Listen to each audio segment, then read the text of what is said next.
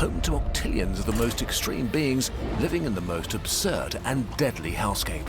In absolute darkness, crushed by the weight of mountains, starved of oxygen, cooked alive, bathed in acid, salt or radiation.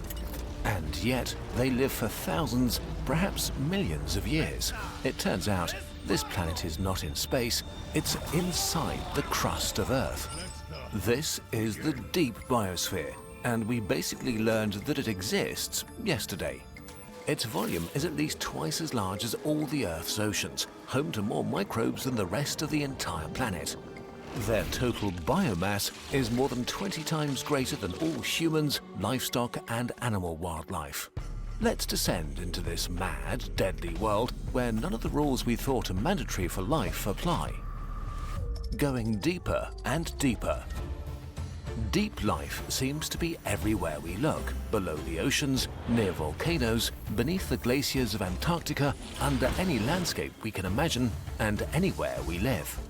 We'll use a special duck science drill and start our journey in familiar territory, on land, in the soil where plants grow and animals roam.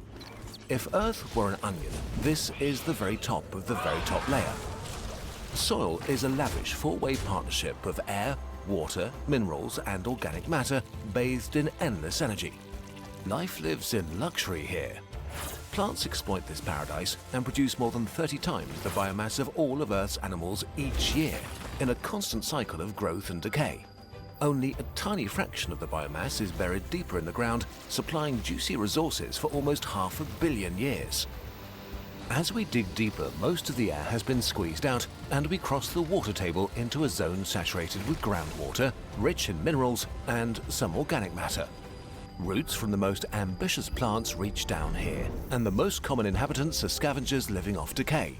This layer can be pretty cold because it's still slowly warming up from the most recent ice age. We reach bedrock, a foundation of solid rock for all the less solid stuff above, home to fractures filled with water. It can be exposed to the surface or buried hundreds of meters below stuff. Here in the dense bedrock, we're in a weird planet inside the planet, the most thrilling zone of the deep biosphere. As we drill further down, temperatures gradually begin to rise, and soon it gets really hot and the pressure rises. Underneath 400 meters of rock, the pressure is similar to the surface of Venus. We drill faster now, down to 1,000 meters, deeper than the Burj Khalifa is tall. It's about 30 degrees Celsius, and there's almost no free oxygen left. We continue and finally stop almost 4 kilometers down. Above us, pressing solid rock weighing tens of thousands of tons, with pressures as intense as at the bottom of the Mariana Trench. Down here, it's on average 120 degrees Celsius, even hotter if a magma plume is nearby. The heat is a leftover from Earth's formation and from the decay of radioactive elements like thorium and uranium that shower the crust with a constant wave of radioactivity. To make things worse, some rocks are mixed with extreme amounts of salt. Hell. And yet, life is thriving inside rock.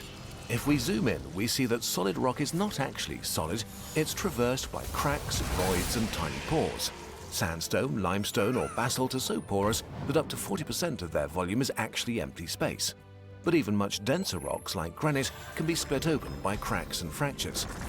We've found a gigantic planet-spanning system of microcaves, free real estate filled with water and hardcore microbes. And these caves are moving.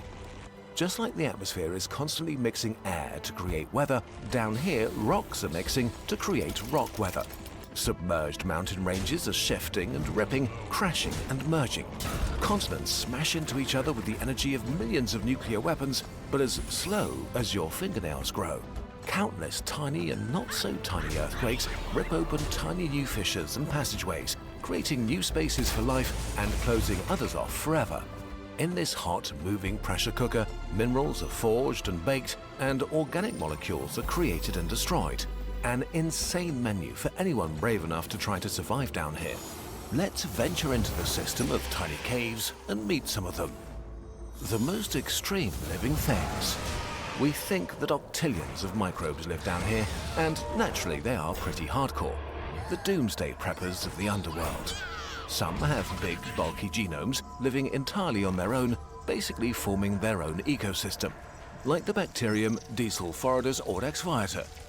It synthesizes its own food by nibbling carbon or sulfur from the rock and turning it into organic substances. If the conditions get too extreme, or if there's no food around, it kills itself to survive by forming an endospore. It divides into a big and a small part and swallows the small part again, forming a cell within a cell. The outer cell then sheds its water and kills itself, leaving the spore to float around, maybe for thousands of years, until it finds a good place to spring to life again. Others like some company, like the archaea with the clunky name Antiarchaeum hemiconnexum, that have a rare double membrane covered in weird materials that protect them against the extremes. They shoot out nano-sized grappling hooks to tether themselves and seem to live in cracks and fissures filled with water completely devoid of oxygen, harvest carbon dioxide to create biomass, and may sort of eat hydrogen. The conditions in the deep biosphere are so harsh that other microbes share the hard work by forming consortia. They knit themselves together in a biofilm, a very thin, sticky net that shields them against the extremes. They are miniature cells, often with a small genome, but each good at one thing: